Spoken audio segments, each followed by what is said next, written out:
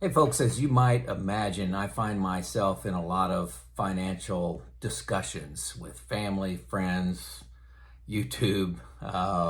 Seems like I just attract them and I enjoy the subject matter. A very common one was, how, Joe, are you preparing for the coming storm? And they're talking about the recession, the soft landing, the hard landing, the recession everybody's predicting in the third and fourth quarter. What about the global collapse? The whole economic system is just going to collapse. There's a lot of fear mongering in that space. The 10-year reset, from, you know, uh, dollar-based economy, dollar-based petroleum trades, and all that's changing. All the boycotts that are going on, sanctions against country. Things are going to be different this time. Lots of fear out there. Hey, folks, always remember the motivation of the people that are talking to you about this fear. Always remember that. If it's on the TV or in the newspaper, it's all about getting you to buy the newspaper and we'll continue watching the television show. There's less and less news and journalism that you can find in the traditional sources. Also, people are trying to get you to buy something, whether it's their financial services, whether it's an annuity. Take risk off the table. This is going to be bad. There's never been a better time to buy this product. And some of those products are good, but make sure that you're not buying them out of fear. You're buying them with your eyes wide open, understand the pros and cons, and there are cons to every transaction. So, how am I preparing for the coming storm? Well, bottom line, I'm always prepared, okay? And that's my advice to the clients I coach is always be prepared. Bear markets happen. Sometime you can go, 10, 12 years between bear markets, but that's very unusual, very unusual. I think it's like one every 4 years is pretty common. So what are you doing?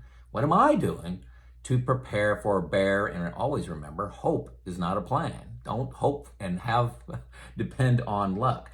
Hey folks, I'm Joe Kuhn. I retired 4 years ago at the age of 54. That makes me 58 today. So I use a concept called buckets, okay? I have bucket one money, which is for 4 years. I have 4 years out of the stock market. It's in CDs, it's in T-bills, it's in money markets, and in some of it's in cash.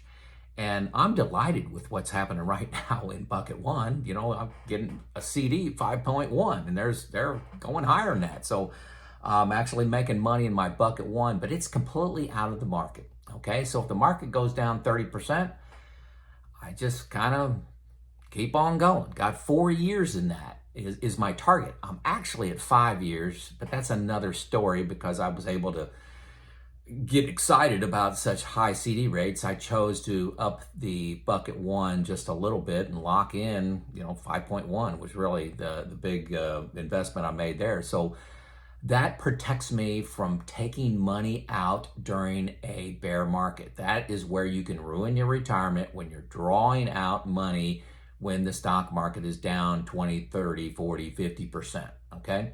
So bucket one protects me for a target of 4 years.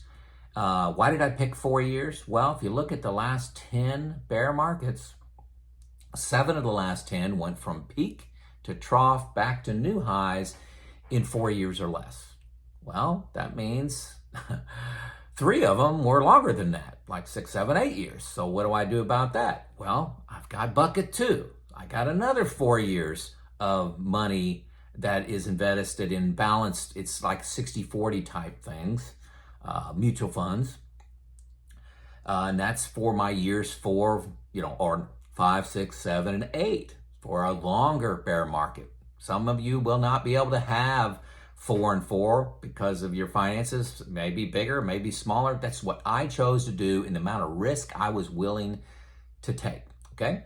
And then I have bucket 3, 100% mutual funds. I own no individual stocks, but 100% mutual funds is in my bucket 3 money I'm not planning on touching for 9 years. That's my bear market plan. That's my coming storm plan. You need to have one. This is not the perfect answer for everyone. It's what I am doing. I don't have a big pension coming in, don't have Social Security for several more years. I don't have that fixed income coming in from a rental. I need my assets to make me, get me through my retirement. So every coaching session that I have with people, and it's my last count was 135 people, so it's plus or minus from that. Every coaching session, I have to talk to people about not trying to maximize their returns. Hey, Joe, you got this bucket one money. If you put that in the stock market, you can earn 7%, 10% over long periods of time. Hey, folks, I'm not playing that game. I'm in the retirement mode where I'm playing the game of not losing money when the market is down and protecting myself by playing a little defense because I've already won the game. I think that's a Josh Scanlon comment. He's another YouTuber. Look him up, Heritage Wealth Financial. But, the analogy I use is, in American football, I'm up by 3 touchdowns. There's 5 minutes left in the game. I don't need to score anymore. Yes, I'd like to score some more if that happens to come, but I don't need to. Okay, so with my bucket one and bucket two, bucket one, I'm probably getting 3.5%, 4% on bucket one. That's great. I'm hoping over time to get 5 and 6% out of my bucket two, and my bucket three, I hope in long term I'm getting 7, 8, maybe even 9% on the high side. This is my plan that I'm not maximizing my returns. I'm not comparing my portfolio to the S&P 500 and then yelling at the world because the S&P 500 made 12% and my portfolio only made 9%. That is not the game I'm in. Now, your whole career, you're trying to maximize returns.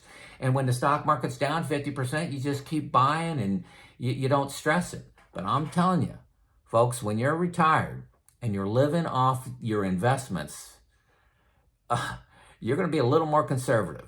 Because that stock market goes down 50% and then you pull 80,000 off of it, which ends up being like an 8% withdrawal rate for you, your money's going to run out. So, hey folks, I know this goes against everything you've learned in your life so far, but retirement is a new phase. Defense and getting the best returns you can with taking risk off the table is the name of the game. So, defense. Does this make sense to you? Let me know in the comments.